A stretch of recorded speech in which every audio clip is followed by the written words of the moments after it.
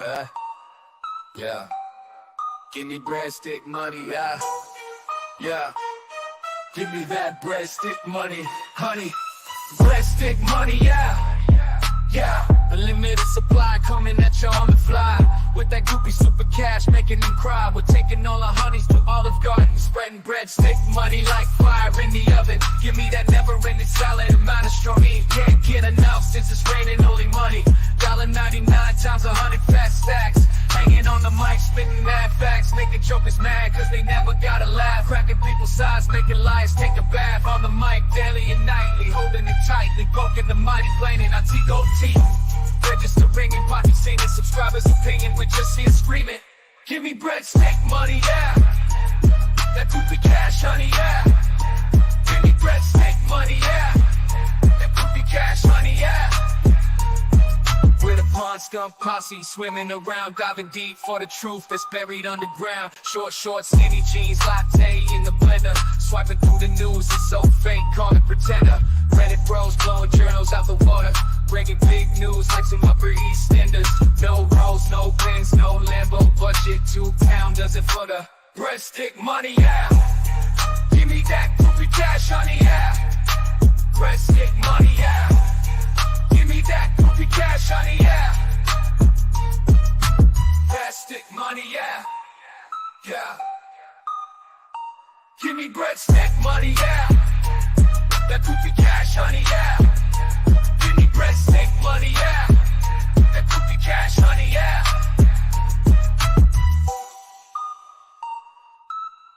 With a pond skunk posse swimming around, diving deep for the truth that's buried underground. Short, skinny jeans, latte in the blender. Swiping through the news, it's so fake, call it pretender. Reddit bros blowing journals out the water. Breaking big news like some Upper East Enders. No rolls, no pins, no Lambo budget. £2 doesn't for the breadstick money, yeah. Give me that goofy cash, honey, yeah. Breadstick money, yeah. Give me that goofy cash, honey, yeah. Breadstick money, yeah. Yeah. Give me breadstick money, yeah. That goofy cash, honey, yeah. Give me breadstick money, yeah. That goofy cash, honey, yeah.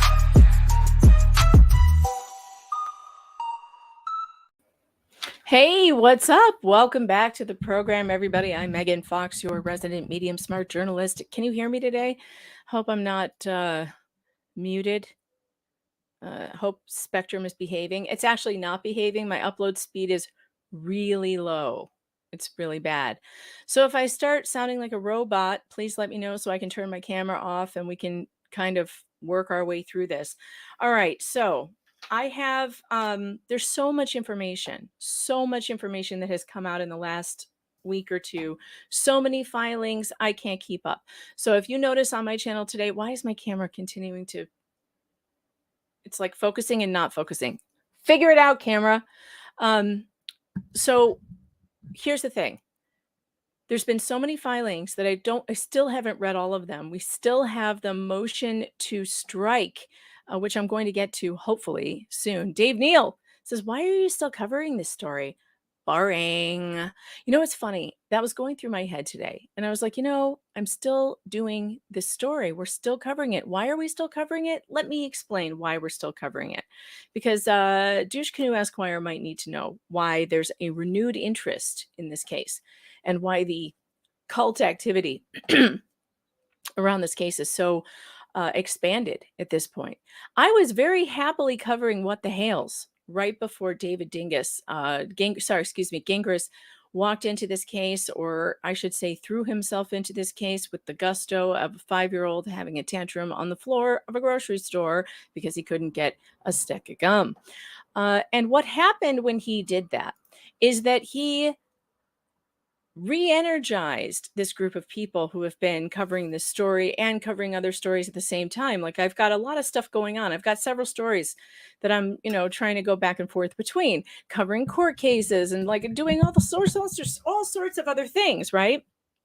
I mean, we had been exclusively covering the What the Hale story here for like a month before I had to go back to covering Owens v. Echard, because Douchecanoe Esquire came in like a hurricane with a low IQ, and started throwing around threats to sue everyone who had an opinion that was negative about his client, Laura Owens, who claims that former bachelor Clayton Echard knocked her up with twins. And it turns out, once you start digging into it, which Laura Owens asked the press to do, because she literally went to the press, multiple press outlets, with her side of the story and asked for coverage. Well, now she's got the coverage and she doesn't like it.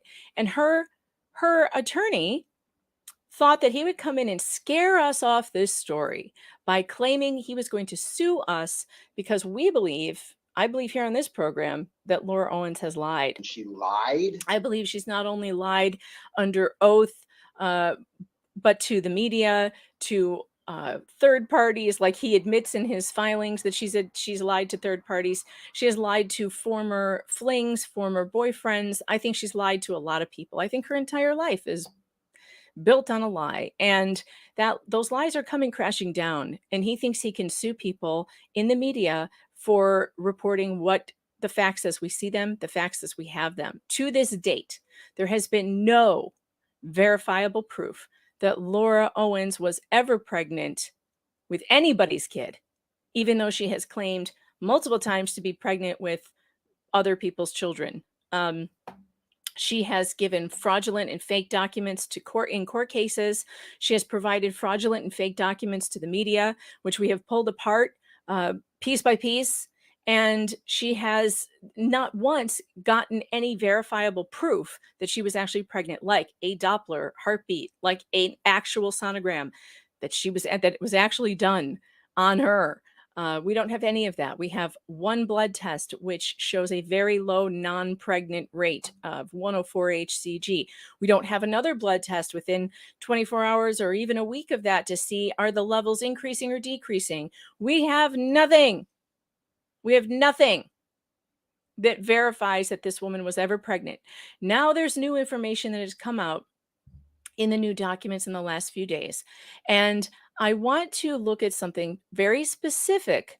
If you guys are looking for my Cash App link, it is, by the way, that Breadstick Money song is so fire. Look at the ticker, you guys, because I will set up the ticker to where you can send tips other than Super Cash or Super Chats if you don't like giving YouTube money, which I totally understand. There you go. Cash App, Venmo, PayPal, it's all there available for you. And I do appreciate your tips. Please do also, for free, hit that like button and subscribe. There are 290 of you here, and it's good to see you. Thank you for doing that. Dave says he's uploading a video and redirecting to my live here. Well, I appreciate that, little bro. Keep those viewers coming. And that was phrasing. Damn it. Why do I say these things? Phrasing. And I would love to have you pop in. I sent you a link, Dave, if you want to pop in. But here's what we're going to do today. I'm trying to get focused. Earlier today, I posted just me reading straight through 2 of David Gingras's filings, because I'm not yet caught up on any of the filings.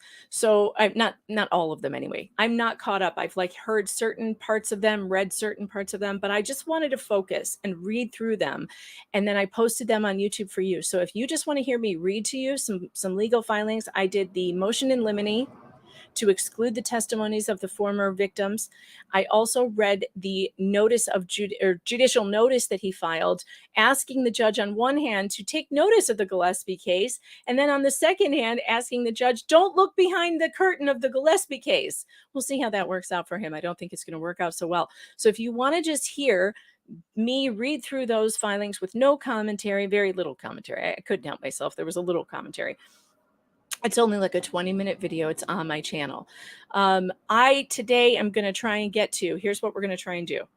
Do you remember the psychologist, Dr. Catherine Sanderson, that was on Steve Carbone's podcast, Reality Steve? He had her on a month or 2 ago. She had been a guest on Laura Owens' podcast. Again, please ignore the background noise. I have to have my windows open. Spring is here in New York. It's in the 70s. It's beautiful outside. And I have to have my windows open in my office because I'm on the second floor. And otherwise it gets hot. So you're going to hear some traffic noise. And let's hope there are no motorcycle parades today because that really is annoying. Okay. Anyway, so if you hear some background noise, that's what it is.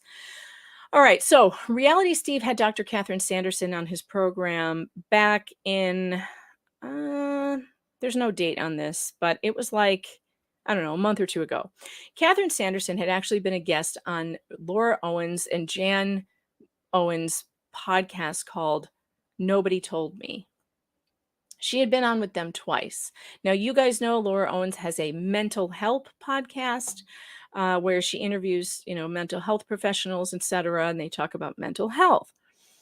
Well, she's a Bachelor fan, and she has also been following all of this craziness and the fake paternity scandal that has surfaced with Laura Owens. And Reality Steve got her on his program where they talked about this situation.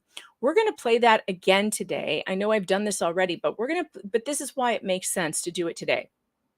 Not only do we have the interview, I want to re-listen to what she said. Then we're going to go to Greg Woodnick's filing in the exhibits. He's got a letter that Laura Owens wrote to Catherine Sanderson complaining about that interview. And he also has a letter that her attorney wrote trying to intimidate Dr. Catherine Sanderson for having an opinion on this case. And it's really crappy that this is what this guy does. And it's like exactly like his client does. Him and his client are a perfect match. They both think that they can get their way through intimidation and threats. So we're going to look at all of it together in one piece. So let's go over to Reality Steve's podcast. And I do want to say publicly thank you to Reality Steve for covering this case, for being very dogged about it, for being one of the first voices out there to call it bullshit, to not be afraid to say what is going on here. And I really admire Steve, and I got to have him back on this program. I really admire him, and I hope that he continues to prosper. And I hope to welcome him here to YouTube soon with his own channel. All right, we are going to start listening to this. This was a couple months ago, Dr. Catherine Sanderson on Reality Steve about the Owens v. Echard case. Guest on this podcast, I'm never forgetting, but she is a psychology professor at Amherst College, noted author. She is a Bachelor fan, and most importantly, she loves and has been following the Clayton Echard Laura Owens case. So we're definitely going to get into that. It is Dr. Catherine Sanderson. Dr. Catherine, thank you very much for coming on. Thank you so much for the return invite. This is my favorite way to imagine spending Valentine's Day. I was going to say Valentine's Day. And you know what? And this year's Valentine's Day is a big day if we're discussing the Clayton Echard Laura Owens case, which we'll get to later on in the podcast. But let's first talk about Joey's season. Oh, I have to fast forward. I forgot they're going to talk about Bachelor stuff first. So let me go forward. I think it's around the 20-minute mark. Now I think that anybody that goes on this show is very well aware, if I present myself a certain way, America might not like me. So I have to act this way. And some people email me and are just like, how can Sydney not Laura? How can Sydney not see this? Why would she say that? She knows she's going to get shit for it. Leia, the same thing. Jess, the same thing. Like, don't these women know it by now? And I guess the answer is, until you're there and you're in the pressure cooker, you just don't see it, or you just don't get it. Oh yes, we all feel the same. So it might be that their interpretation is that everybody on the season is going to be in their ITMs talking about this, and it's not just going to. All right, they're still talking about The Bachelor. We'll get there. It's close. We're close. Sydney, right? There's no real. Even take away that feud. Let's just make out. And makes it so easy. Let's to just put make them on out. the That should be the motto of The Bachelor. Let's just make out.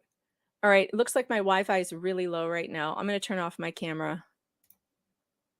Hopefully it will recover. Date last night, right? Like that. It's not.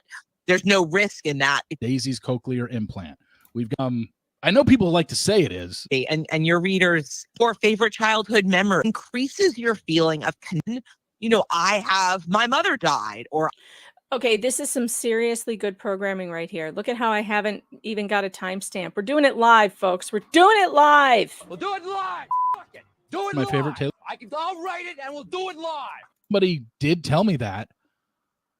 I think I have a little bit of understanding what it was now. I kind of knew what it was, but now that Lexi has gone a little bit in detail about it, I'm like, okay, I get it now. I'm not going a one-on-one date. It's just, it's almost like I want to see one of these dates where, their 23-year-old that's like had a great time in college, was part of a tragic stories.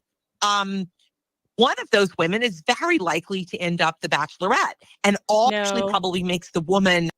It's a really great point, and I guess it just means to take care of that. All right, okay, it's going to be right after this break. Here we go. When I reached out to you to come on the pod, you had mentioned to me how much you've been following the Clayton Echard, Laura Owens case.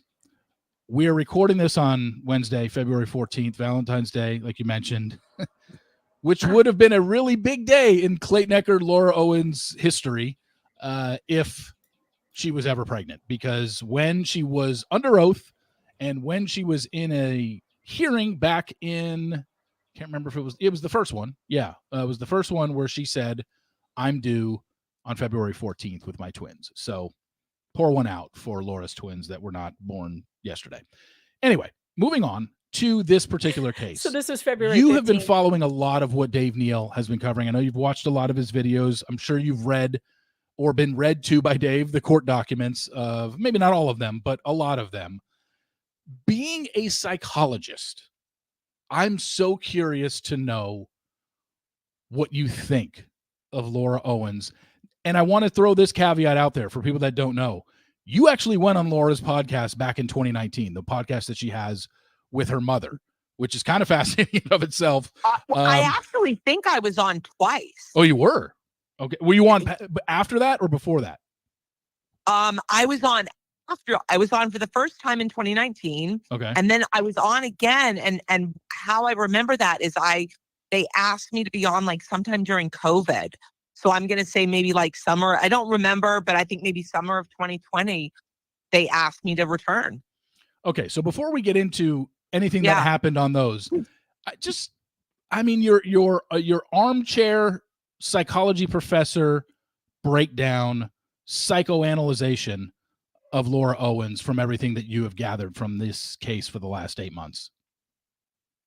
So, I mean, my predominant feeling, and this is honestly not as a psychology professor, but as a person, is I feel really sad for her because I think she must be struggling at such a fundamental core level to have the sense that people wouldn't want to date her, wouldn't want to continue to date her unless she really could ensnare them in some way. And that could be ensnaring them with a pregnancy, or it could be ensnaring them with threats of self-harm. But to me, my predominant feeling is really about sadness, because the level at which somebody must feel about themselves to go to such extraordinary lengths is just really sad. Also, that thing that she said about ensnaring someone with threats of self-harm, very important. I think I missed that around the first time around. That is part of the harassment and the obsessive stalking behavior. It's ensnaring them through threats of self-harm. You heard Clayton Echard talk about how that affected him so negatively. He told the judge that. He said it in podcasts. Having someone say, I'm going to harm myself if you don't do X, Y, or Z is extremely manipulative. At the first time I heard this, I was kind of annoyed with Dr. Sanderson because there's so much grace shown towards this woman who has done this multiple times according to all witness testimony. And I feel like this amount of empathy would not be shown for a man who was a serial harasser and stalker of women, someone who was a serial sexual harasser of women would not be treated in this way by either the medical community or anybody else for that matter, not law enforcement or anything else. And I think that there's a really big double standard. And that was what really stood out to me in this interview. But let's just get through it because we got to get to the emails that were then sent to Dr. Sanderson by Laura Owens and her attorney. And oh my God, you guys, it is spicy. It is. And in my It dealings is, with Steve. her, Dave's dealings with her, Clayton's dealings with her, it is somebody that clearly has shown, and this isn't just obviously an opinion out of thin air, this is stuff that she has emailed to us. And as the case has gone on, we've seen more and more emails that she sent Clayton at the beginning of this quote unquote relationship, which it wasn't. It was a hookup that Clayton basically regretted the very next day, but her mind triggered this into, I mean, to see someone send someone a dating contract after a one-night hookup and a blowjob is so bizarre to me. And just the continuation of it and her whole MO and her emails to not only Clayton, but to these other guys that we have now found out about, it always seems to be something where she says in an email, well, I'm doing, if I don't hear from you, and she always leaves some sort of timestamp by tomorrow, by the end of the week, then I'm going to have to move forward with some sort of veiled Having threat. the babies. Like If I don't hear from you tonight. And it's just like, there is something inherently wrong with someone who is constantly doing that. That's not right. By the way, No, and it's also I will be having the babies if you do not hit that like and subscribe button right now. Having the babies if you don't like and subscribe. Oh, Lord. it's someone who is so lacking in self-esteem that she doesn't have the feeling that somebody would want to date her just because of who she is, right? I don't get the feeling that she's lacking in self-esteem. I really don't. I think Laura believes she's better than everybody. I think she has a superiority complex of some kind. I don't think it's lacking in self-esteem. I don't think that's it. But I mean, I could be wrong. I'm not a medical doctor. It has to be that you're dating me so that I won't sue you. You're dating me so that I'll agree to have an abortion. You're dating me so I won't call your parents. Like whatever it is, the idea that somebody doesn't feel good enough about themselves to say, you should date me because you want to date me, not because it's in a contract or because I'm going to get a lawyer involved if you don't. I mean, at that level, I think if any of us had a friend or, a niece or a child who was in that situation, you would, grab them by their shoulders and say, hey, have some self-respect and, somebody should date you because you're wonderful, not because you've picked them, right? Well, and everything that you have seen and followed in this case, and it's not like you have any sort of relationship with her or her mother. You went on their podcast twice. I don't think you probably ever spoke to them outside of that, right? No, that's it. Yeah. Yeah. So looking at it now from the outside, a lot of people have brought into the fact that where is her family in all this? Where are her friends in all this? How is nobody ever stepping in and being like, Laura, you can't just keep taking people to court? And clearly her mother, I would think at least, knows about this. There seems to be some form of enabling here. There has to be, because even in the conversation we saw with Clayton and her mother's email to Clayton, you're just looking at, the mother took, it's her daughter. I guess she's going to take her side, but her mother is like, Clayton, step up and be a man, at least give her a chance. Like, what? After he just said, I want nothing to do with your daughter. And then she's getting mad at him for not giving Laura a chance. There's something, wrong, off, almost criminal about what this family is doing. But remember, Steve, you have no idea what she told her mother. So she could have told her mother, we've been dating for 6 months and, he told me he loved me. And he said, part of the issue is that, she doesn't stick with the truth. Would that be fair to say? To say the least. Yeah, it'd be an understatement.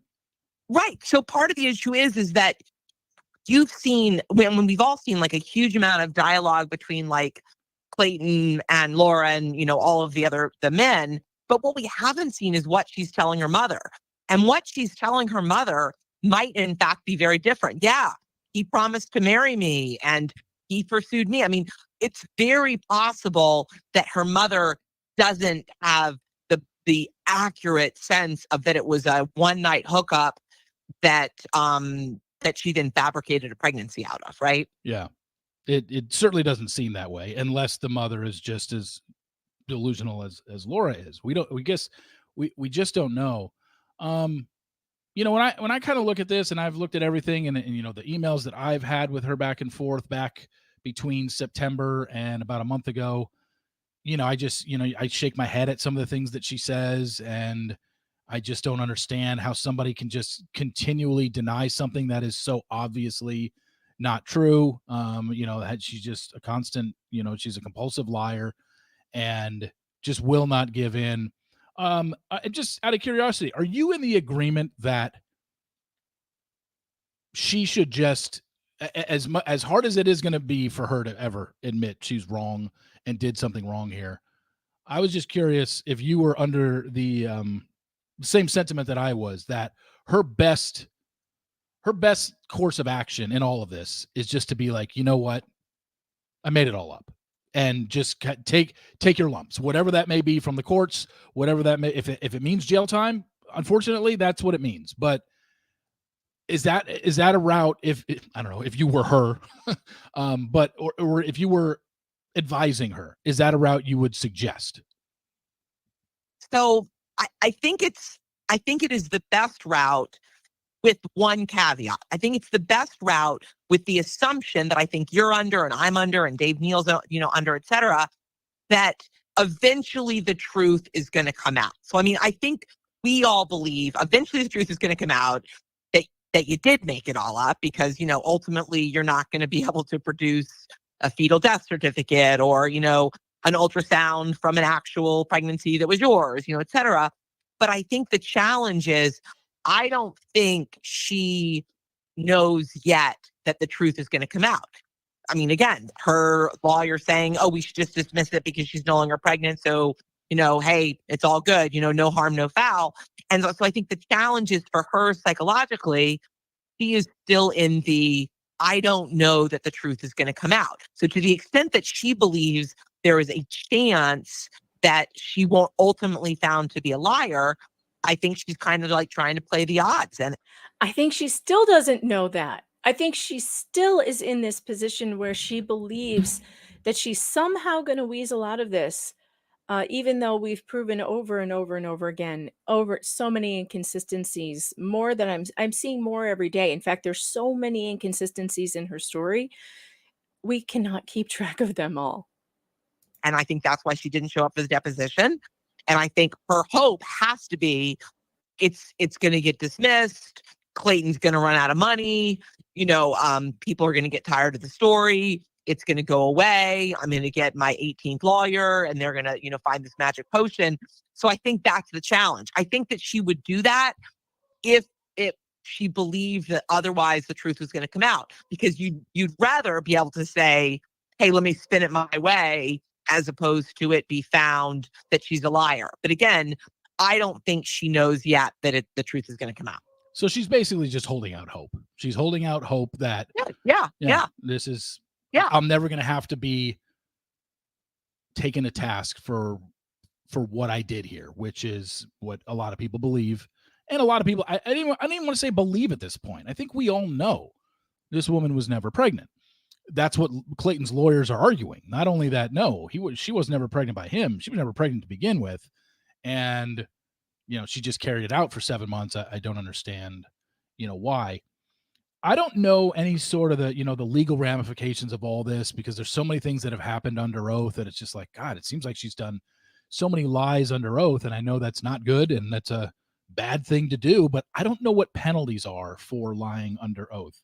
But my question now becomes nothing to you. And this might be too heavy of a question, but it's where I've come to when I think about Laura and what needs to happen going forward. I'll just Love ask you, do you think someone like this needs to be institutionalized? I mean, currently she's not a threat to herself or someone else in terms of physical harm. I mean, I think that's true. I would settle for an ankle monitor. Well, I don't know about someone else physical harm, but I think she could be a threat to herself. I mean, she has mentioned in the past about having suicidal ideations. But I don't know how recent those are. I mean, I definitely saw those in one of the emails to me, but well, but I think the question is she actually having suicidal ideation, or is she understanding that by saying she's having suicidal ideation, there's going to be a win, right? Like she'll get attention, or you'll lay off, or you'll. That's how I feel. It's manipulative. Support her. People will take her seriously. I mean, I'm not saying that she doesn't have suicidal ideation, but I'm saying that I think it would be different. I think if people in her life were worried that she was going to harm herself in some way, that would be something to take very seriously.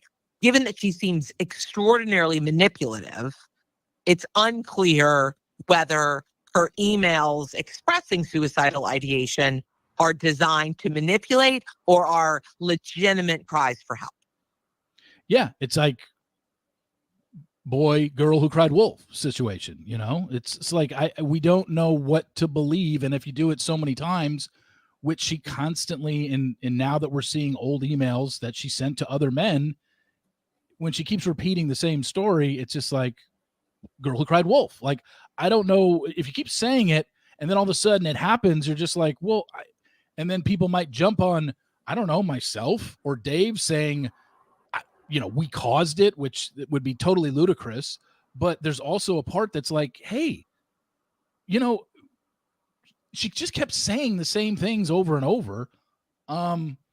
It's hard for us to step in. This is a public case that we're, giving our opinions on. And if it's a really weird position to be in, because if someone throws that at you and weaponizes it, and I had an ex who did this, and it was a very hard position to be in, because she would throw stuff at me that made herself the victim. And if I would love to hear Steve's story, actually. One of these days, I need to invite him on to talk about that. He says that this has happened to him before, and if he wants to talk about it, I would love to hear what that was like for him. Looks like my Wi-Fi signal is going out again. Do I sound like a robot? Do I sound like Robot Fox? Robot Fox. I'll keep the camera off for a minute. Question it, then I become the asshole. I become the asshole boyfriend who is like, oh, prove it. Prove you did. Prove this happened to you. And then she's just like, I can't believe you're supposed to stick by me. You're my boyfriend. Why would you even question me on this, when she knows she's using it as a manipulation tactic? It's a very, very difficult position to be in overall. It's just, I don't know. I don't know how to almost deal with a woman like this. Thank God I don't have to. Who anymore, does? But my gosh, it's just serious manipulation. Either you or Dave Neal, and possibly both of you. So I'm forgetting which one of you said it. But I think one of the key markers is that some of the time that she was saying that she was thinking about self-harm, she also was saying that she was pregnant. So if you're saying that I'm pregnant, There's and a I bug have on these my arm, twins, and I'm thinking about self-harm, that means you're actually would also be harming the babies, right? Yep. Okay, I'm sorry. That scared the crap out of me. There's a bug on my arm. Ugh. And now I've just flicked it off somewhere, so now it's just going to crawl back up on me in a minute. Oof. It's those stink bugs or whatever. Ugh. Sorry. What it means. And so I think that was another indication that her threatening self-harm was probably not at that moment a legitimate threat, because if she was simultaneously saying I'm pregnant, those things don't add up in that way. And so in terms of answering your question, she's somebody who needs psychological help. And I think that is clear. I think your question was, does she need to be in some kind of an inpatient? And like a parole board, or like what do they call it? A parole officer. She needs psychological help, and also consequences from the state. Consequences. Which I don't think we're going to get here, but I mean, we can hope. I mean, Trevor Bauer's, I think the big difference between Trevor Bauer's accuser and Laura Owens is that in Bauer's case, she was demanding money in exchange for her silence. And in this case, she was demanding dating in exchange for her silence. And the law just doesn't recognize emotional blackmail. That's exactly what it is. I don't know why they don't recognize it, but it doesn't seem like they do. I think it should be the same exact thing. Patient setting. I don't see evidence of that because, frankly, she is functioning like she is functioning in the way of, she's getting herself a lawyer and she's, getting dressed and showering and presumably is like riding horses. And yeah, by the way, guys, the bar for institutionalizing someone is really high. Like you have to be like a non-functioning person. Same for standing trial. Some of you just mentioned in the chat, is she competent to stand trial? Absolutely. There's no question. They wouldn't even have a hearing on it.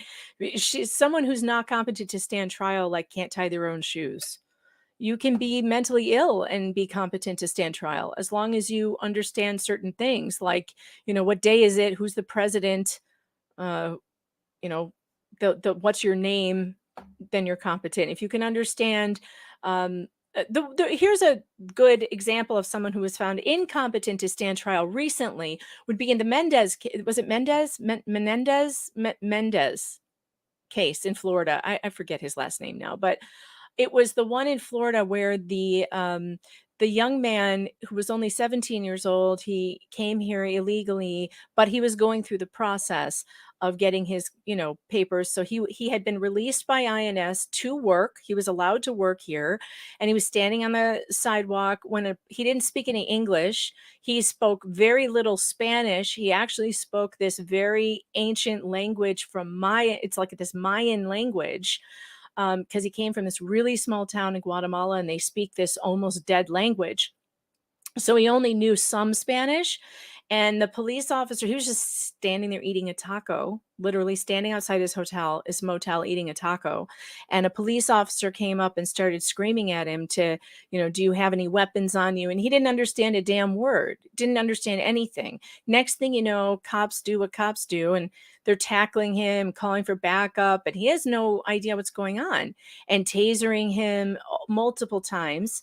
He had no weapon. He had like a pocket knife on him, which they later claimed was open in his hand, but it wasn't. Video evidence showed it was closed and it was in his pocket or whatever. Anyway, the charges for that have been dropped. They charged him with capital murder because the cop had a heart attack after this and died. It was a really terrible case. Legal Vices covered it.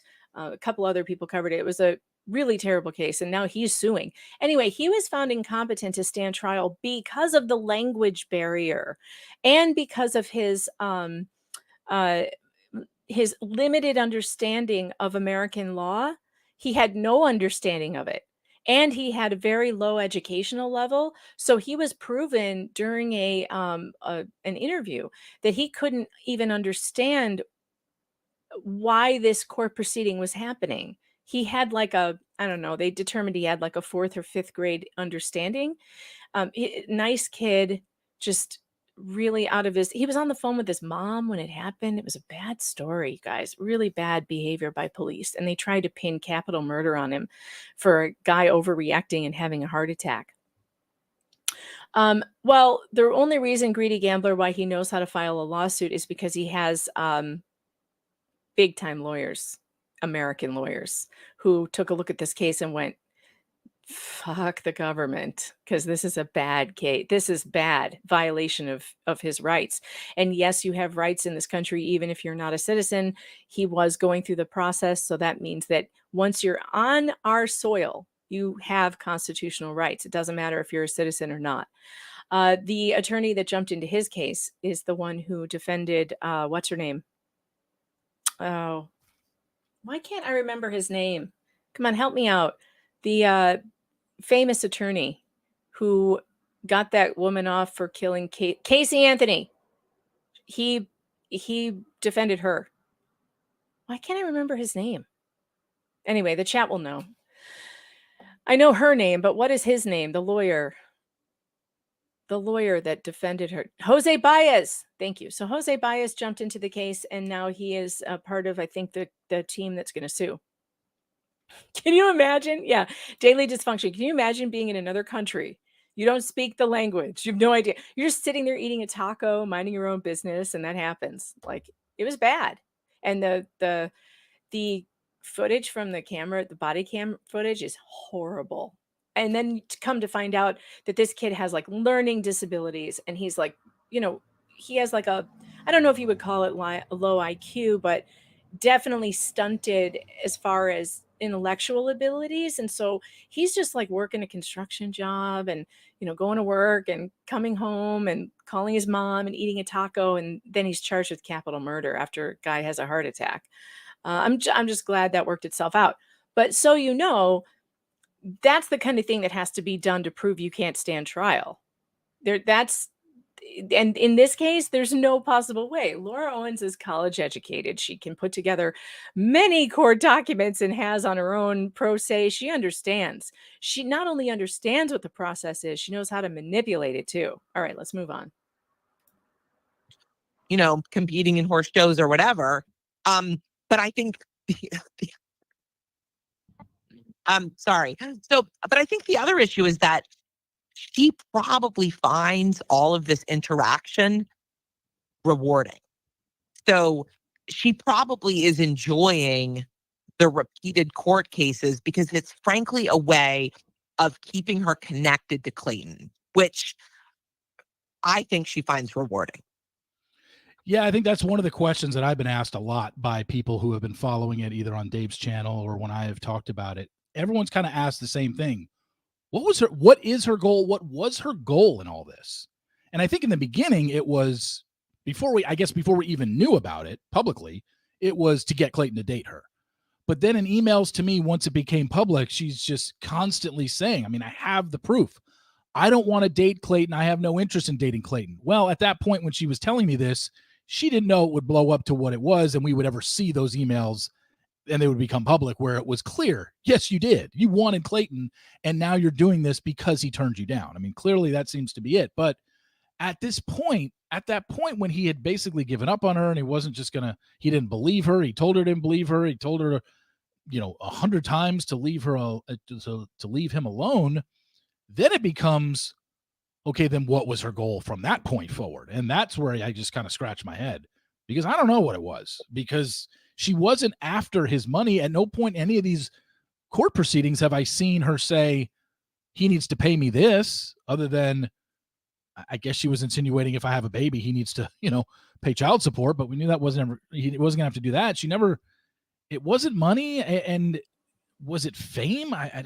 No, it's control of the men that she wants to keep in her life who don't want to stay with her. If they won't have her, they won't have a happy life. It's vengeful. That's what I see. I don't think it was any sort of fame. I just kind of scratched my head on what was going through her head during all this. What was she after? Well, I think in her mind, she dated Clayton. I think in her mind, they had more of a relationship than they did. And you can see that in her emails of, I could make you a better man, or, right? Like this idea that she has in her mind a fantasy of what their relationship was or could have been. And so she is further along in terms of her perception of their relationship than is true.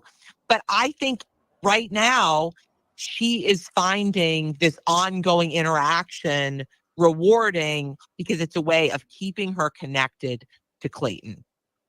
And that's honestly, I hate to bring this back to my ex, Yep. but that was what my ex was doing to me. It was, she saw me pulling away, so she would create a narrative where I would feel bad for her because something happened to her. She got in a car accident, never happened. She, it's just a laundry list of things that she told me happened to her to keep me in the loop and to keep me, oh, really? Oh, okay. And I knew it in the back of my head, but I didn't want to be a dick, and I didn't want to call her out on it and say, prove it. So I just went along with it and kind of bit my tongue a lot. And it was very frustrating relationship to be in, very manipulative. But you know, I think now it's kind of, I think it's a good question to ask now. You say, I think she in her mind believed that she was in a relationship with Clayton.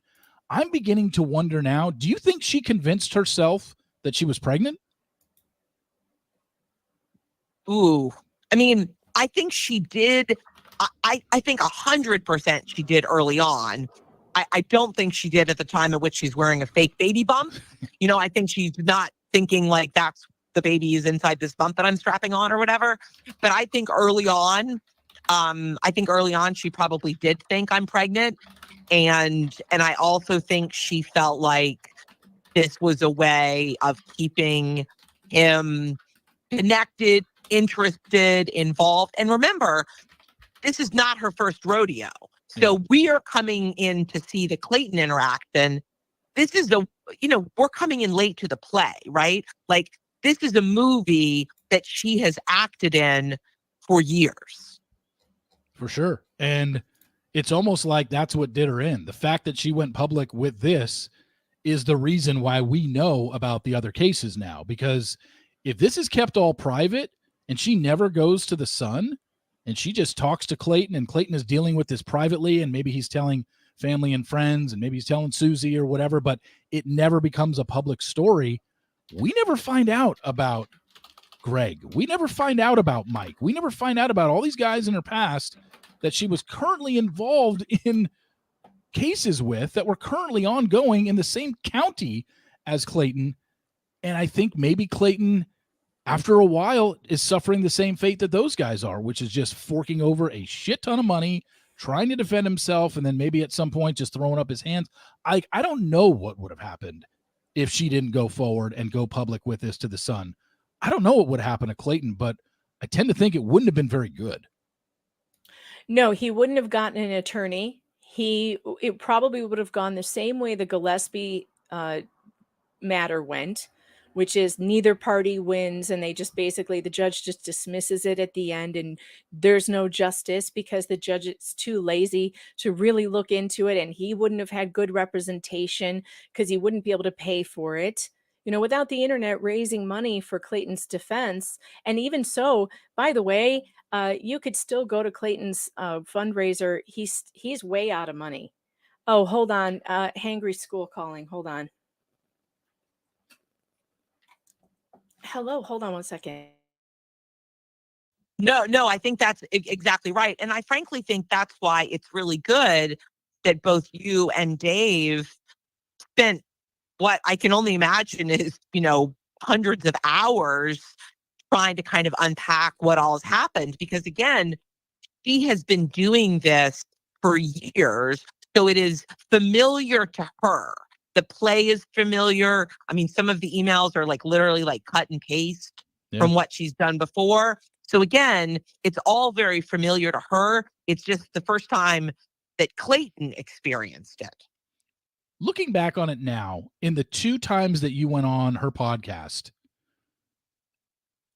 did you ever come out of those podcasts thinking, I mean, I didn't listen to them, but did you ever come out of those podcasts thinking there's something off about her or her mother? Was there anything that ever made you think, now seeing what's happening and what played out with Clayton and finding out about the 2 other men, is there anything that you can go back to those 2 podcasts you were on with her and say, now I can kind of see something, or no? No, but I will also say is, when you're on a podcast, like, they're asking me questions and I'm responding. You know what I mean? It's not a dialogue. It's like they're asking questions, I'm talking about it. And I will say that I think people who are interested in psychology, and, that's what we were talking about, there are times in which people are interested in psychology because they are struggling with some stuff themselves, right? So there are people who say, I'm interested in psychology. And the reason that they're interested in psychology is they've struggled with mental health issues for some time, which, clearly she has and is.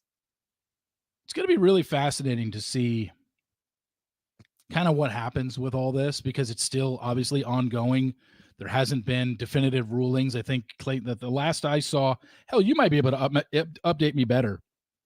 What's the latest on the case here? Did I see something that Dave posted? I think I just looked. I didn't see the video, but I saw a thumbnail that Clayton's lawyers are asking for more time to present their case. They're asking for more time. I think it's on the schedule for like 45 minutes and they want like 2 hours. But again, I think the big question is that he has yet to produce any documentation. So they call that discovery. And, to me, that's the big issue, is that you can ultimately be required to produce what they're requesting, just like you can require somebody to just show up at a deposition. But so that, I think the date is, I think it's February 27th. That's when they're in court again. I think that's the date. And all that they're asking for is they want it to have it be more time. Okay. And we'll see, we'll see if that's it. We'll see if they are granted that. If she is depositioned, my guess is most of her answers are going to be pleading the fifth.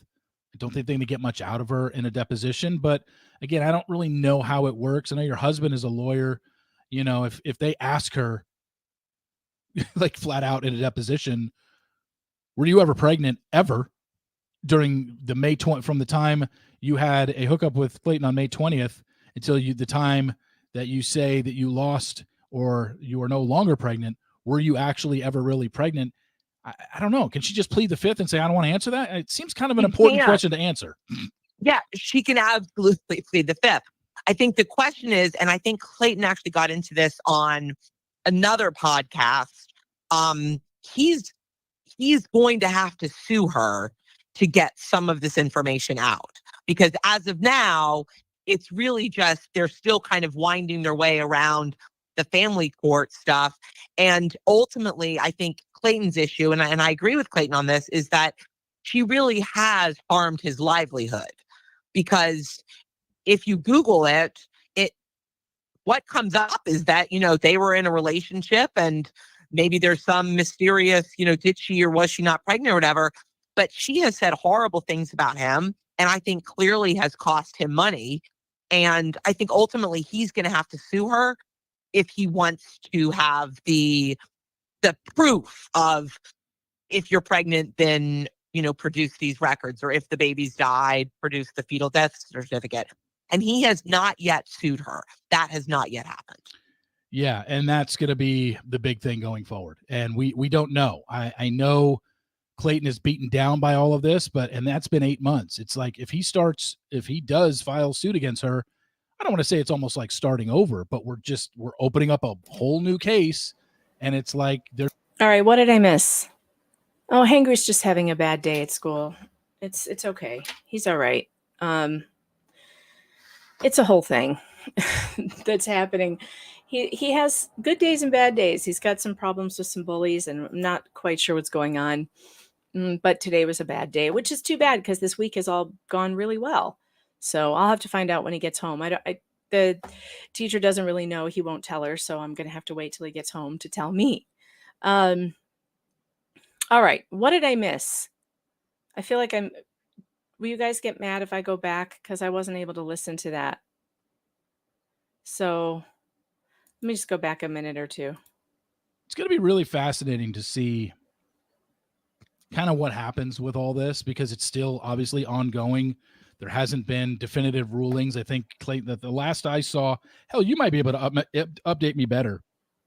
What's the latest on the case here? Did I see something that Dave posted? I think I just looked. I didn't see the video, but I saw a thumbnail that Clayton's lawyers are asking for more time to present their case. They're asking for more time. I think it's on the schedule for like 45 minutes and they want like 2 hours. But again, I think the big question is that he has yet to produce any documentation. So they call that discovery. And, to me, that's the big issue, is that you can ultimately be required to produce what they're requesting, just like you can require somebody to just show up at a deposition. But so that, I think the date is, I think it's February 27th. That's when they're in court again. I think that's the date. And all that they're asking for is they want they wanted to have it be more time. Okay. And we'll see, we'll see if that's it. We'll see if they are granted that. If she is depositioned, my guess is most of her answers are going to be pleading the fifth. I don't think they're going to get much out of her in a deposition, but again, well, that was proven wrong. She spilled her guts in the deposition. I don't really know how it works. That's when she admitted to doctoring the sonogram. I know your husband is a lawyer. If they ask her like flat out in a deposition, were you ever pregnant ever during the May 20, from the time you had a hookup with Clayton on May 20th until the time that you say that you lost or you are no longer pregnant, were you actually ever really pregnant? I don't know. Can she just plead the fifth and say, I don't want to answer that? It seems kind of an important question to answer. Yeah, she can absolutely plead the fifth. I think the question is, and I think Clayton actually got into this on another podcast. He's going to have to sue her to get some of this information out, because as of now, it's really just, they're still kind of winding their way around the family court stuff. And ultimately, I think Clayton's issue, and I agree with Clayton on this, is that she really has harmed his livelihood. Because if you Google it, what comes up is that, they were in a relationship and maybe there's some mysterious, did she or was she not pregnant or whatever, but she has said horrible things about him. And I think clearly has cost him money. And I think ultimately he's going to have to sue her if he wants to have the proof of, if you're pregnant, then, produce these records, or if the baby's died, produce the fetal death certificate. And he has not yet sued her. That has not yet happened. Yeah, and that's going to be the big thing going forward. And we don't know. I know Clayton is beaten down by all of this, and that's been 8 months. It's like if he does file suit against her, I don't want to say it's almost like starting over, but we're opening up a whole new case. And it's like there's a part of Clayton where I think everyone is telling Clayton to do it, but I would understand if he didn't, or just, wants this all behind him just because of how much it would cost to go through filing a lawsuit against her for defamation. Like it's not ending anytime soon if that happens, and it's costing more and more money. And if he wins the case, would he ever see a penny of that? Like, I don't even know how that works, because what if she just says, I don't want to pay, I'm not going to pay this. I think that's a great point, Steve. And remember, she doesn't have a job, right? I mean, so she doesn't have. As far as we know, no, I don't know what she does. But that's what I mean, is that it's not, I think clearly she's from a very wealthy family, and hence they're bankrolling the lawyers. But I think the challenge is, even if you won a defamation suit, would she pay? And I think that's unclear. And then I also think that, all of this is also, it's got to be horrible for Clayton. I mean, can you even imagine what Clayton's been through? I mean, can Clayton date anyone again? I mean, I feel like he would be so gun shy now of like anyone. I mean, I think it's a mess for him psychologically. Yeah. I mean, and he, in the interviews that he has done, he's been very clear about how he has hit some pretty low spots, and, and we know what that means in terms of him, because he was, after the show, talked about how low he got in his mental health space, and didn't say the word suicidal ideations, but we know that's what he was referring to. And it's just, again, it's very, very hard. I'm glad that this story went public, and I'm glad that it's been clear, because when this story first came out, Clayton was guilty in the court of public opinion from the second the story came out. I'm glad that a lot of people now, thanks to Dave and a little bit of myself, Dave's covered this way more extensively than I have, but I've always known, because in the very beginning of this, when the story broke, I think it was the next day or 2 days later, I spoke to Clayton for 90 minutes on the phone, and just based on everything he told me, even though it could have been him lying to me, it's the first time I ever talked to the guy. He could have just been selling me a bill of goods. I just believed him, and I believed his story. It didn't make any sense. And this is before I knew anything about her crazy past and how she says things. And she had never emailed me up to that point. So it just now, even, I believed Clayton at the time where he told me, and now dealing with her and in emails for 4 months, I absolutely know Clayton was telling me the truth, because she's never proven one single thing to me in an email, even though she claims her emails are full proof of things. It's a really weird person to deal with, to say the least. It's just, I've never dealt with something this in my life. I did mention, my ex, and she did do those things, and she did manipulate situations to make herself a victim, which is what Laura does. Laura's just done it probably 10 to 100 times worse than my ex did. And it's scary. And it's scary that, unfortunately, there's a good possibility that I don't even know if she gets any sort of penalty or punishment for this. I really don't. Well, I would say that the one perhaps clear punishment she's going to get is she was unable to change her name. Remember, there was that whole attempt. Yeah. And if you Google her, this will come up. So she tries to, meet somebody in a bar, or she tries to, whatever, swipe right, whatever. I think her ability to run this game again is very, very unlikely. Yeah. And that's her personal life. I kind of meant what should be the punishment? Is that a good enough punishment, though? Because she's going to maintain, if there is not a ruling where a judge very clearly says what was done here is wrong, and perhaps a prosecutor should look into it. The judge could refer it to the prosecutor. A judge can refer perjury to prosecution. I know they don't do it very often, but in this case, the perjury is so widespread.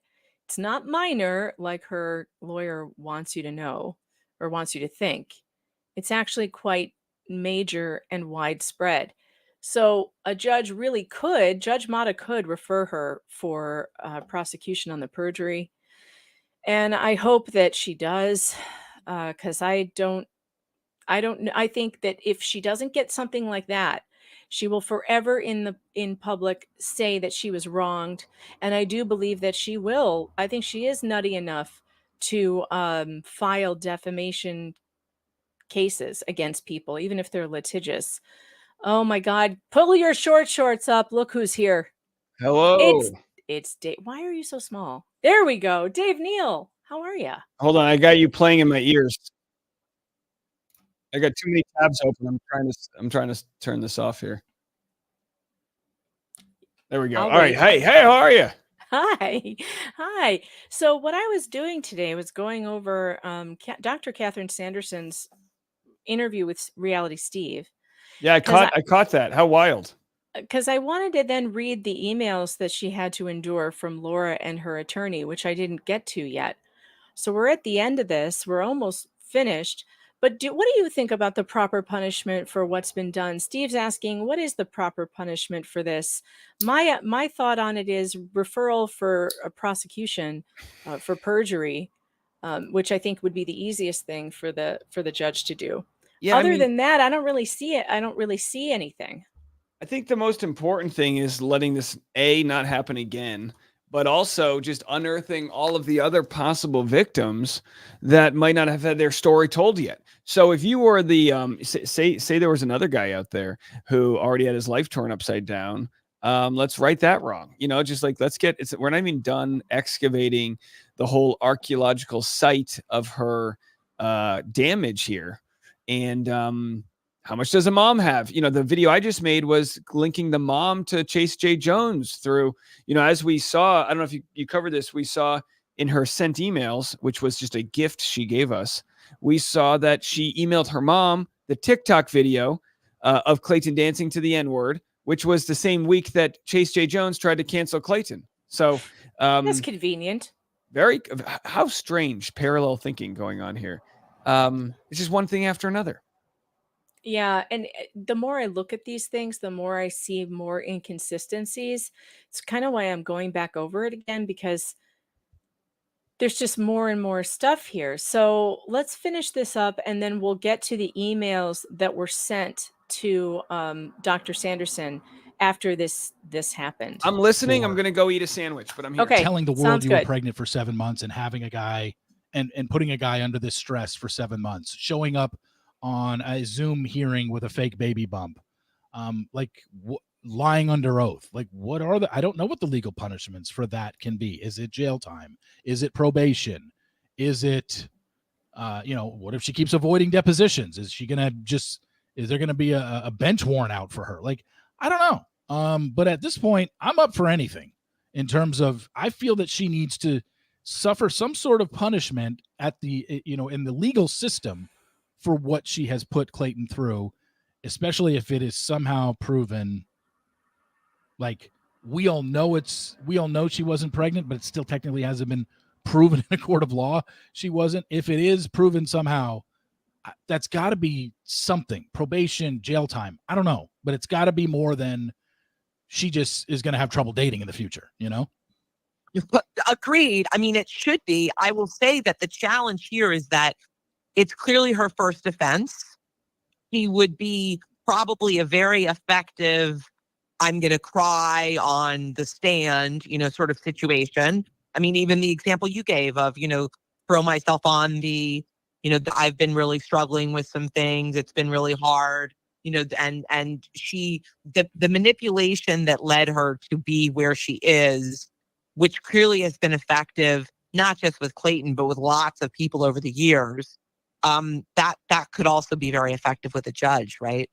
Yeah, for sure. And we just don't know. I guess it all depends on what type of judge she gets out there. One that's lenient, one that's maybe stricter. And I don't know.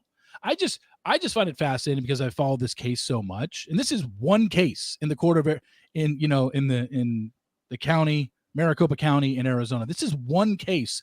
And there's all these documents and all these things you got to read.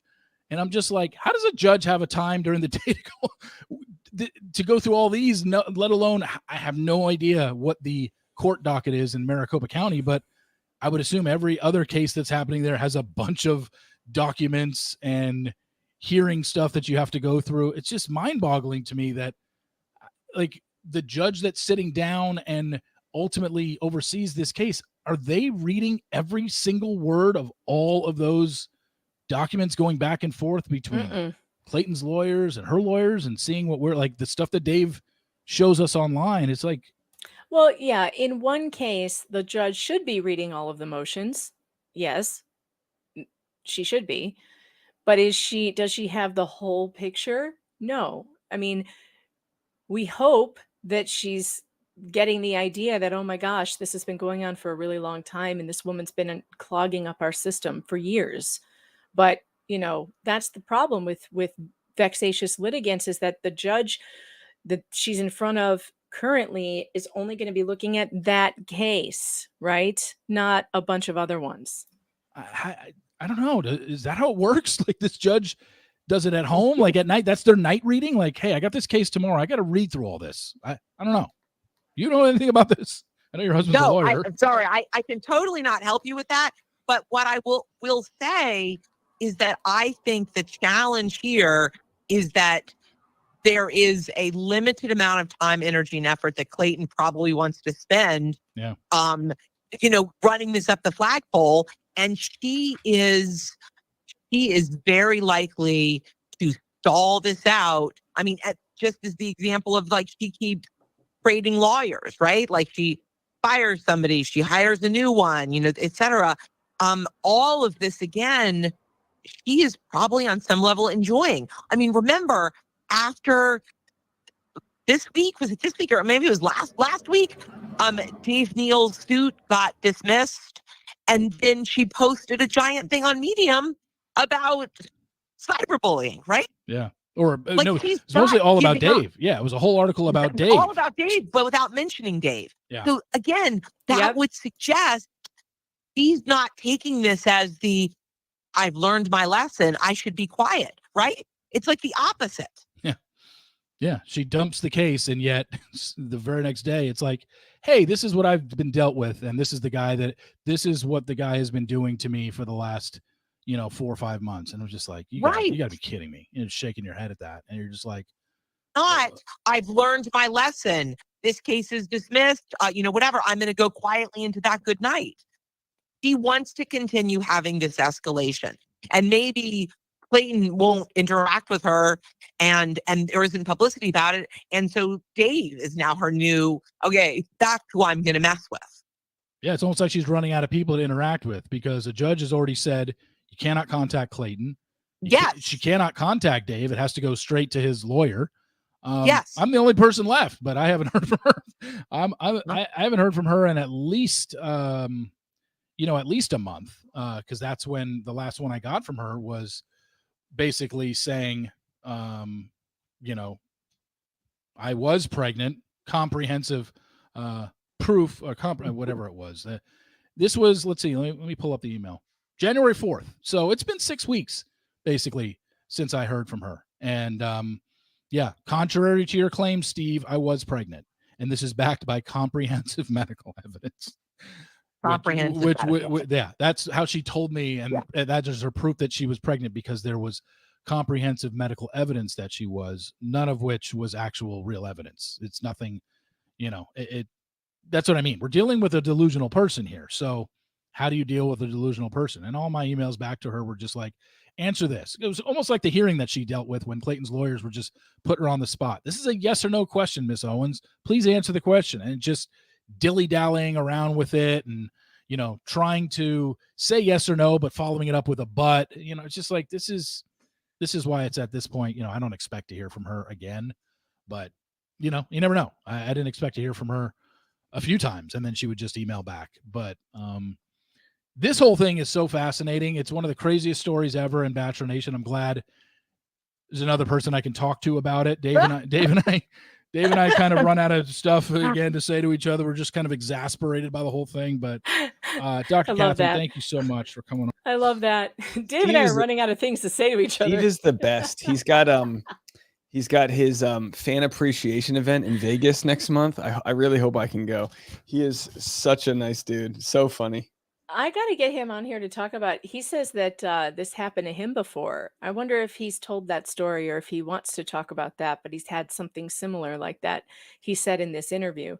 But anyway, I appreciate him too. So we're going to go over to the email. I'm hearing myself back through your speakers, I think, Dave, or something. Oh, it stopped. Never mind. We're going to go to the email that Laura sent to Dr. Sanderson. So this ended up in the filing.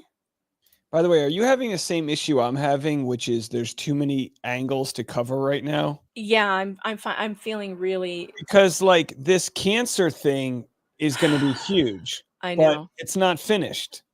I know. There's too many angles. That's why I recorded me just reading 2 filings today and posted it on YouTube, just reading them without commenting on them, because I'm not even caught up. I still haven't read the motion to strike. There's a motion to strike that Gingras put in too, and I still haven't even got to that. It is exhausting, and with each motion, there's so much stuff, which is why today I just wanted to concentrate on Dr. Sanderson, because we had these emails pop up that we've never seen before.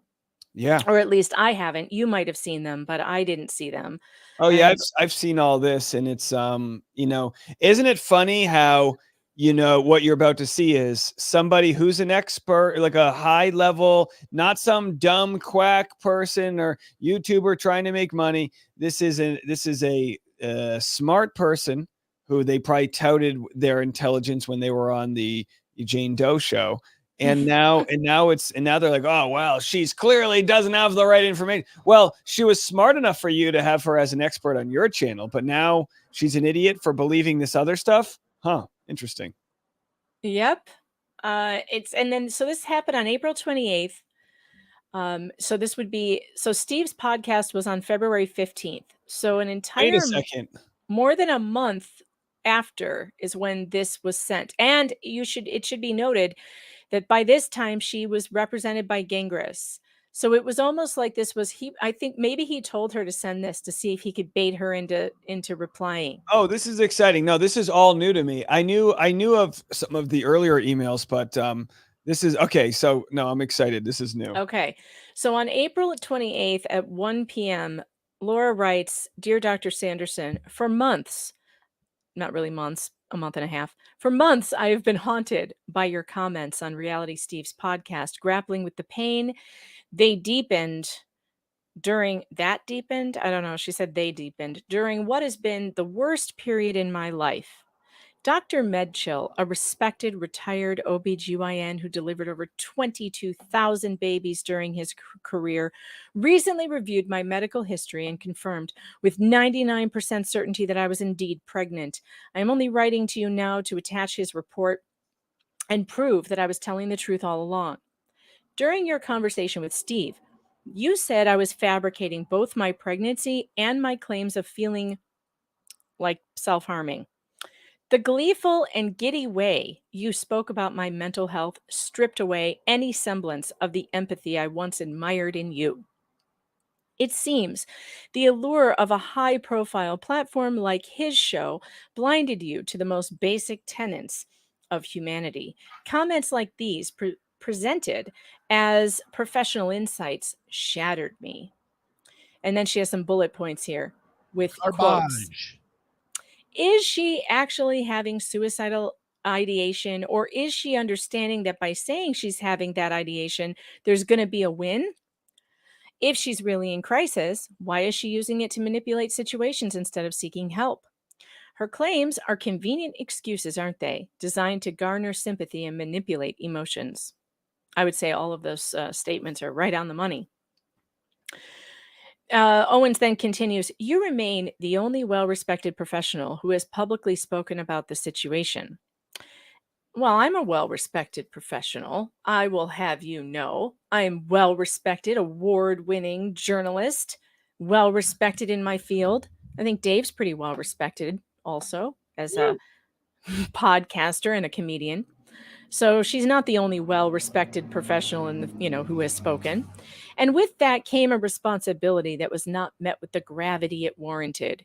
Your words have not only been quoted by those looking to discredit and mock my experiences, but have also given ammunition to conspiracy theorists who use your words as proof of my alleged deceit. If you had doubts about the truth, you should have addressed them with me before you publicly discredited me. So I could privately share all the fabricated evidence and blah, blah, blah, blah, blah. Right. You knew how to reach me, having been a 2-time guest on Nobody Told Me. You could have verified the pregnancy yourself. You could have gone elbows deep, ma'am. I would have sent you my banner health insurance. I mean, did you share the email from her mom? She says, as I would have simply given you the login information for my patient portal, the portal that has the P test on it. Did her mom emailed the lady too? Are you going to cover that? We didn't. That was not released. Oh, I've got it. And it's essentially the same. Boop, boop, boop, boop, boop. We should read it. Yeah. Why not? You got to get it. Reality Steve. I mean, if you save that for when you have Reality Steve on, because okay, it's funny. Yes, I would simply have given you the login information for my patient portal, which has absolutely no verifiable proof that I was pregnant on it. You chose not to. This letter isn't a request for an apology, as an apology can't reverse the effects of what has already been broadcast. Your conversation with Steve has reverberated in my mind for months, I tell you, months, even though this was written a month and a half after the thing happened, serving as a constant reminder of how my genuine pain has been callously dismissed and subjected to unfounded doubt. Your choice to speak about me in the manner you did neglected the very essence of psychological practice to first do no harm. It wasn't just a professional failing, but a human one. The chat's complaining that I'm not using my voice. All right. Please keep this email between us and don't share it with the people who have made my life a living hell for the past 7 months. Attached is Dr. Medchill's report, which I hope serves as a stark reminder that I was telling the truth about my pregnancy all along, and that your remarks on my mental health crisis were not only misguided, but almost pushed me over the edge. All the best, Laura Owens. Again, she's using a threat of self-harm here to manipulate the situation. So now we're going to get to the response that was sent to her from Dr. Sanderson. I like how the response is like 4 lines long, which she sent the very next day on the 29th. She said, as you may remember, my latest book examines moral courage and the importance of speaking up in the face of wrongdoing, even when it is hard. Yes. I'll repeat what I said on that podcast, which is that I really hope you are getting some help. Bitch, don't play is what she's saying. It's very clear that the easiest way to prove a pregnancy is not to hire a retired doctor to review medical records you've provided with a clear request for him to support your case. I'm surprised that you want that point repeated publicly in a courtroom. By the way, people have said that the record for the most pregnancies was like 20,000. And this guy claims to have delivered 22,000 babies. Mhm. Or I should say the most deliveries. The record they have is 20,000. So maybe this guy's, if this guy is saying he's beat that record, either he's lying or, there's some, I don't know, fabrication, some misstatements happening. Maybe. You have the option to do the right thing here, even if it's hard, and to take responsibility for your actions and express remorse. Best, Dr. Sanderson. Now, that was on April 29th. Now, Laura's attorney jumps in. Let's see what date. April 20th, the same day at 1:53 p.m., he sends Dr. Sanderson an email. I am Laura's attorney in a paternity matter involving Clayton Echard. And keep in mind, though, that Dr. Sanderson's husband is an attorney. I have no idea who you are, and I have no idea what you know about this case. Laura did CC on her email to you, and she forwarded your response below. That's all the information I have about you.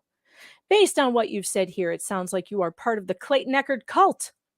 If that's not true, not is underlined, my apologies. But despite only being involved in this case for less than 30 days, I have never seen such a shocking level of cult-like mass hysteria in my life. Seriously, it is both shocking and disturbing. By the way, people that love cults and conspiracies would want to be on her side. They would want to be on her side. Well, maybe she did have the baby. People here are following factual information. And by the way, interesting that he no longer calls it like Clayton's crazy cult with the K. He got rid of the K version of that. So interesting stuff here. That one fell flat for him. Yeah. Seriously, it's both shocking and disturbing. I have been practicing law for more than 20 years, and I've handled tons and tons of cases that involved way more animosity than this. But I have never seen such dishonest and delusional thinking from an opposing party. Never, not even close. This one takes the cake. It's like Clayton's followers have created this fake fantasy world in which Clayton is the hero, Laura is Satan, and they cannot accept any evidence to the contrary. I don't know, Dave. Have I ever given you the impression that I think Clayton Echard is a hero in this case?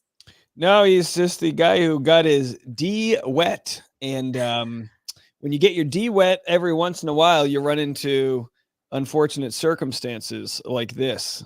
I mean, if anything, I felt sorry for him, but I think, he's made his own mistakes here too. And I don't need to pile on, though, because he's the one who's being accused of all these crazy things that did not happen. He's a full-on victim. And if people want a victim to look better and find a perfect victim, you're not going to find it. Yeah. But in this case... But hero... Here, he's overstating things. Like, no, I don't think he's a hero. I think he's just a guy. He's just a guy. He's just a guy who got into a bad situation. Could he have made different choices? Sure. We all could. We all make mistakes. I actually think this cult he talks about wouldn't exist if it wasn't for the lack of justice for the previous victims. There's something like Right. I just got an email from a previous victim who's talking about how much emotion has come up based on reliving all of this, but he doesn't want to not relive it because it'll probably be healthy to burn it off. But at the same time, these guys never had their story told. They never had people, they never had links to YouTube videos they could share with their friends or their moms or people that were defending them. They just had to take it and then move on with whatever shattered pieces of their life they had. I really hope that they will come forward someday soon and tell their story and talk about it. I mean, I know it might be difficult, but I think, this is the moment where people are believing them. They will believe them. This will be the final word on it. And there isn't really a worry or they shouldn't be worried, is what I'm saying. That speaking out about this now will cause them some kind of damage. I don't think it will. I think it will put a final seal on this, a final nail in the coffin of all the doubt. And then if they are suffering any consequences from, trying to get hired and there's these protection orders or whatever, they can point those employers to this very well publicized interview that, and like maybe appear together, Clayton, Greg, Mike, all together, appear together and tell their stories, because this is one of those moments where it's like, well, here it is. I hope that will happen. The idea for justice for Mike or Greg, that ship just sailed away and then it randomly sailed back with Clayton. And now the longer it takes for them to not get the justice, the harder it's going to be to, I don't know. This is just like, the time is right. This is the time for this all to go down. I mean, I don't know. You probably saw the cease and desist that Greg's girlfriend got. Oh, I would love to talk to her. I would love to talk to her too. She would be fantastic. She got that, while she was pregnant. They just had a baby a couple months ago. So there she is, 6 months pregnant, if I do the math, getting a cease and desist sent to her work, all because she's sticking up for a guy that already got hosed. It's just like, I mean, how much are you going to beat these guys down? And now I've got emails coming in text messages showing that Jane said she had cancer. And I remember Liz Neptune, give her credit. Liz Neptune was the one Liz called it. If you fake pregnancies, you fake cancer. Those are the two things you fake that no one messes with. By the way, I just texted Steve to try to get him on here, but he's out at a meeting. But oh, darn it. We'll definitely have to get a three-way going on pretty soon. Definitely. Phrasing in the non-weird way. It's like Clayton's followers. Oh, I already read that. Again, I have no idea what you previously said about this case, and I don't know what your agenda is here, but your email below is a clear example of the broken cult mind mentality that is permeating this case. It's sad, and it's annoying that people actually live this way. I am talking about this line specifically. It's very clear that the easiest way to prove a pregnancy is not to hire a retired doctor to review medical records you've provided with clear requests for him to support your case. No rational person would say this. This is cult speak. This is so crazy, Dave. No rational person would say, give me verifiable proof, and not some expert that you hired, a hired gun. Of course you would. It just comes down to Jane getting so upset that people don't believe her. And everyone's allowed to believe what they want to believe. But this ain't did we land on the moon or did we not land on the moon? Heck, I've seen flat earthers come at me with a little bit more evidence where you go, all right, I guess if you look at the trajectory, maybe. No, I'm looking at the trajectory of these ultrasounds. Yeah. It doesn't match up. It doesn't. I see the curve. I can see the curve. Other than elevated levels of HCG, which weren't elevated by much. Other than that, I'm sorry. Take your Banner Health login, shove it up your non-pregnant ass, and just move on. We ain't buying it. If you bothered to review the packet of information sent to Dr. Medchill, you'd see two things. First, Dr. Medchill is 100% neutral, absolutely top-level expert that we paid $2,500 to. He was chairman of the OBGYN department at one of the largest hospitals in Phoenix. He has personally delivered more babies than any other doctor in Arizona. His credentials in this first are beyond question, whereas Clayton's experts have far less experience. Second, at no point was Dr. Medchill ever asked to support Laura's case. Dr. Medchill has never met Laura, and he has no reason to be anything but honest about what he thinks happened here. He's not doing Laura any favors. He is simply a lifelong medical professional who is expressing an opinion about an area in which he is a subject matter expert. In fact, not only was there no pressure on Dr. Medchill to support one conclusion or the other, he was specifically asked if he believed Clayton's position was correct. He could have said whatever he wanted in response to that question.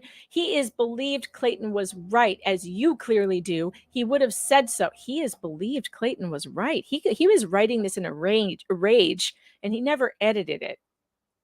He has believed Clayton was right. Or if he believed Clayton was right, as you clearly do, he would have said so. But he didn't because Clayton is 100% wrong. And it's worth noting that Dr. Medchill was paid in advance for his work. He was paid before he ever rendered an opinion at all. Yeah, but if he had given an opinion that Clayton was right, he wouldn't have used this report. Yeah, okay? that's like I got my wife her engagement ring before we got married. I'm now going to stick up for my wife because I've got an investment there. Maybe that's a shitty analogy, but it's like you're not going to pretend like there's a bias there, that he knows why he's being paid. And if he wants to be used in the future, he's going to want to be have a track record of proving that the people that hire him, get the results they need. Dave, I'll be right back. Entertain the crowd. Oh boy. All right, everybody go Patreon, subscribe. Oh boy, isn't Meg great, folks? So what the content that I made on my channel today, let's take a quick left-hand turn, is relating Chase J. Jones back to this whole thing. I got that video that was sent to me that showed all of Jane Doe's sent mail. We have mail from October 6th that shows she sent to her mom, Mommy Doe, a TikTok of Clayton dancing to a song that had the N-word in it. The day before, October 5th, is the first day that Chase J. Jones wrote the Medium article. Then on October 6th, she sent it to her mom. Then October 11th, he has a YouTube channel. So some are wondering, did Chase J. Jones come from Janie Dodo Bird's mom? Did the mom make it? Anyway, I was just going through my conspiracy. That's all right. We've got 15 minutes left because Spectrum has arrived early. They're sending another tech to my house, even though it's their problem and it's not my problem. But they're sending yet another tech to work out my internet problems, and he's early, so he says he's going to sit in the truck for 15 minutes. Okay, yay. All right, here we go. And it's worth. Did you give him a link to your show here? Maybe he wants to watch. I don't know if he's got enough Wi-Fi to watch, but probably not sitting in my driveway. It's worth noting. Okay, we did that. One other response to your snide remark about how hiring experts isn't the best approach. We only hired an expert after Clayton disclosed he had hired 2 experts. Got that? Dr. Medchill is a rebuttal expert. We only hired him for the narrow purpose of responding to Clayton's experts, who, by the way, do not support Clayton's position at all. Which is not true. So if you really think the calling experts is not the best way to address this stuff, you should probably criticize Clayton for hiring 2 experts first, thereby forcing us to respond in kind. Anyway, having debated many members of Clayton's cult, I realize that logic and sanity have no value for them. So please just ignore this message and go back to believing whatever makes you happy. And then he attached the Medchill's report.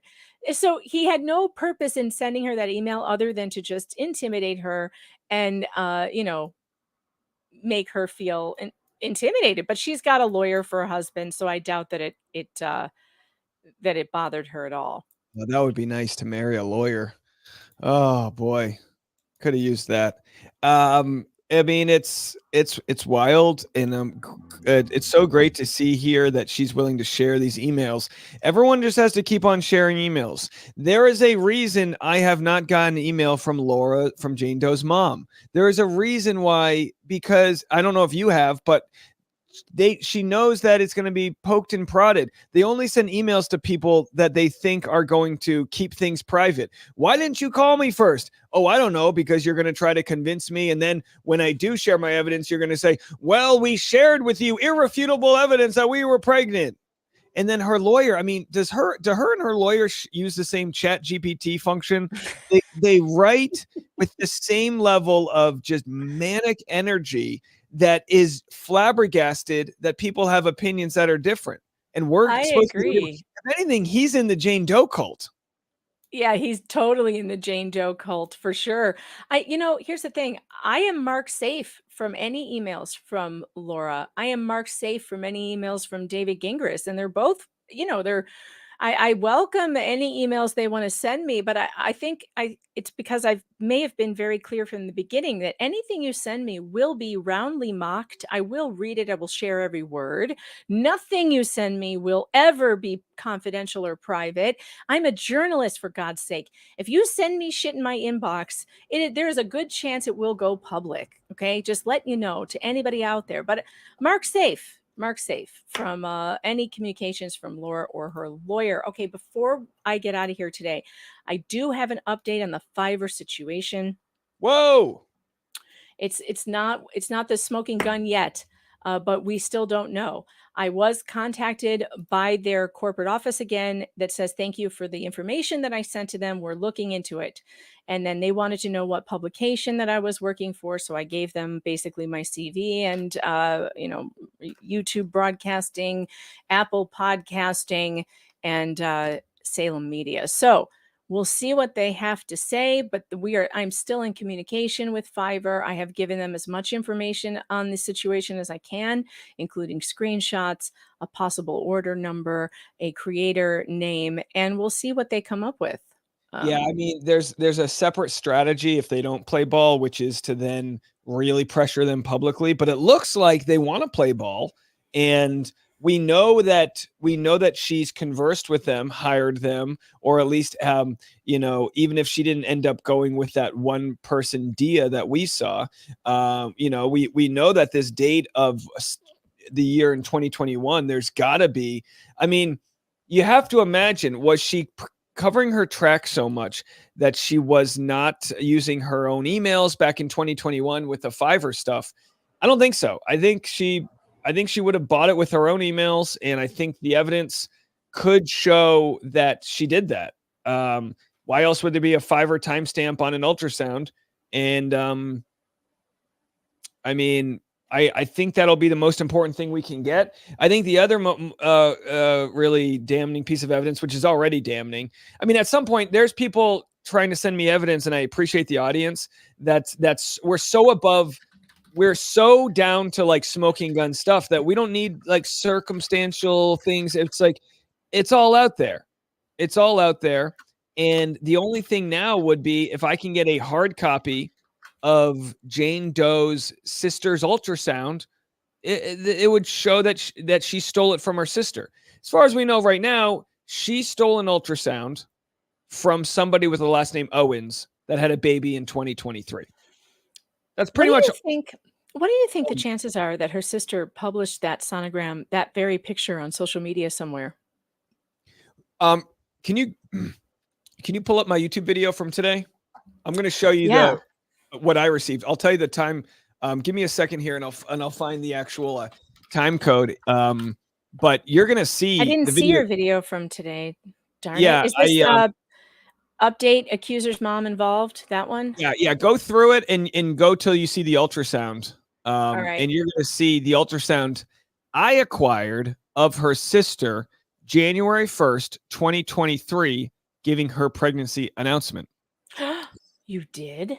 Yes. Now, it's my belief. Wait, hold on. You're going to have to tell me which part of this. Hold on. I'm sorry. Let me pull this up, because there's many ultrasounds in this. You've forgotten how many ultrasounds there are. I know. So you've got the Fiverr one here, and you've got going. this one here. Right there. Right there. Okay. Yeah. All right. So if you go back a little bit, and you'll see where I pulled that from. I think if you keep going back, keep going. Oh, now I've got the spinning wheel of death. Damn it, YouTube. Okay, there It's we all right. go. I'll find it. Yeah, so there it is. So but this is her announcement. We're gonna have a baby coming June 2023. This is her sister. You This found it. Look at that, January 1st. So this came. You found it. Oh my Meg, gosh. these things find me. For being in a cult, I really don't have to do much work. Okay. So my thought was this: the Jane Doe Jeez. ultrasound that we have from October 12th, 2023, which says she was 21 plus weeks pregnant, is on the left. I had to flip it to see if they were the same.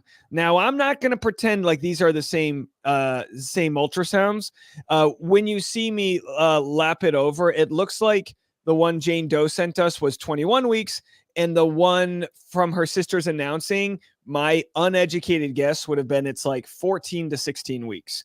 My uneducated guess. But as you know, ultrasound images, sometimes they'll take a close-up, they'll snap a photo of a close-up, they'll do a wide shot. But it could be from the same batch of images. I don't know. Yeah, this is very interesting, Dave. But Very if Jane Doe's interesting. sister wasn't having a baby in 2023, we wouldn't have really any idea where that ultrasound came from. But she had a baby in June of 2023. It's a boy. And if you remember in the email Jane Doe sent to me, she goes, well, they said there was an issue with the boy here. So I thought there might be because he looked strange to me, is what she said. Yeah, and I don't know how ultrasounds work. Obviously, you wave the little ultrasound ding-a-ling thing and you get photos. You kind of have to like position it and all that. I don't know if you can get a nice clean close-up of a boy like this when they're twins, maybe. Either way, we don't even have to link it all together. We know what the puzzle is. She has an ultrasound she claimed to be hers from her sister. Now, my plea, which I made on my channel, is to her sister's husband's family. Imagine Jane Doe's sister, let's call her Sister Doe. Sister Doe's mother-in-law, which would be Sister Doe's husband's mom. How pissed is she right now? She didn't marry into this family. She's not getting anything. They're not naming a horse after her. She doesn't get a fucking inheritance from old gringo. No, none of that. None of that. Oh my gosh. All right. This might be her first grandchild. Somebody's got to come forward. And that means any other victims we don't know about, that now is the time. And any victims that we do know about that haven't spoken out yet, now is the time. Look, it is crumbling in on her, okay? It's an avalanche, and that avalanche needs to start falling downhill and needs to start falling down now. If you want to protect future victims and also adjacent victims like Dave, like me, like Tug, like people who just brought this story to you, who are now going to be in the crosshairs of this crazy woman and her insane attorney, you got to come forward now and tell us what you know. All right, I got to get you super chats, and then I got to go deal with the Spectrum guy. And if he gets my internet back up and working in not too short order, I will maybe come back and do the motion to strike. So we got to do that. All right, Dave, you're welcome to hang around, but I'm just going to get through super chats and then go. What do you got on your plate today? I'll tell you right now, I'm going to be reading a text message that was the cancer announcement to Mike Marasini. I'm going to be reading that on my Patreon right after this, patreon.com/Dave Neal. I'm not prepared to make a video on it yet because it's still pretty I got to wild. listen to that. Yeah. All right. Well, I will log in on my data on my phone so I can hear that Patreon announcement. So don't wait for me to get there. All right. Julie, thanks for the super chat, says, I hope Dave's baby is born today because 5-2 is the best birthday ever. Today's Mr. Fox's birthday. Oh, how nice. Not even close. Baby's not coming. He's a Cinco de Mayo baby. Happy birthday to me, says Julie. Well, happy birthday to you, Julie. Where's my happy birthday music? There's my happy music. Happy birthday, Julie. Happy birthday to Mr. Fox as well. Sarah says, you should motion to compel lunch with Spectrum. Yeah. Kat Finwell, thanks for the super chat, or super sticker. I appreciate you. Thanks for the 5. And also AA for the super sticker. Appreciate you too. Wendy, thanks for the super chat, says, personally, I think she gets so fixated on these men. You have to love me because, yeah, it's unfortunate. Sarah Adams says, Mrs. Fox looks lovely today. Thank you, Sarah. Appreciate that. Kelly Steffi says, I want to be Megan when I grow up. She's the coolest. Oh, thank you very much. I appreciate you. Lil Pill Damn, Megan looking absolutely stunning today. Dave gave you his lighting tips, I see. Take my ramen money for looking so good. I did turn my light up today. I was like, let's see if it smudges out some of the wrinkles. It may have worked a little bit. Kelly Steffi, can't live a day without Megan Fox, Dave, Neil, Tug, and Brad. Well, thank you so much. I appreciate you. Glam Salem says, glad Dingus sent a threatening letter to a woman whose husband is an attorney. I know. Fantastic. Tiny Tim said, haha, all of this behavior is because of her troubles dating. Right. So how could the punishment be, oh, she won't be able to date anymore? She never has been able to, not successfully. Sarah Adams, thanks for the 2, says, snort on your all the best, Megan. All the best. Rogue Mama, thanks for the super chat, says they all need to go on Dr. Phil with Dingus. That would be hilarious. Dr. Phil would destroy them. Sarah Adams, thanks for the 2. Borderline avalanches. We really do need an avalanche, folks. And Sabine Simone, thanks for the 15, says the best big sis and little bro duo, Meg and Dave. I know, I love having Dave here. We love Dave. All right, everybody, go over to Patreon, subscribe to Dave's Patreon. He's going to be reading this text message. Twice accused of faking a pregnancy right here. Victim number 1. First, you lied about pregnancy, not once, but twice. Let's get into it. Wow. Let's get into it. Get over on Patreon with Dave right now. We are leaving this show and I'm going to leave you with one of my songs. Which song shall it be? Oh, I know. She hired Fiverr. See you later, guys. She said she's not looking for a ring or anything classy. All she needs is for someone to care to ask her. To go steady, she's so ready for that leather jacket. She will hack it with internet manipulations and a variety pack of stipulations. She said, don't try to deny it. You clearly faked it. I'm pregnant, maybe. It's not a Fiverr, babe. It's not a Fiverr, babe. It's not a Fiverr, baby. Never saw this. What are we seeing here? What's this? HEVN? Is this are you seeing this? I'm literally, I can't unsee it. What the hell is that? Some babies, but there's some ladies from a blog. I'm not some slob. I'm on the job. It says Fiverr. She hired Fiverr. Oh no! Oh, hold on. Okay, hold on. This is why you do it live. This.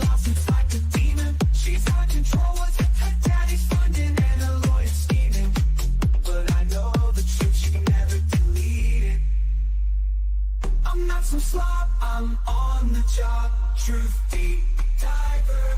She hired Fiverr. She hired Fiverr. She hired Fiverr. She hired Fiverr. She hired Fiverr. She hired Fiverr. That's it. That's what it is. That's it. That's what it is. That's it. That's what it is. No, I mean, Meg, what unbelievable that we just figured this out.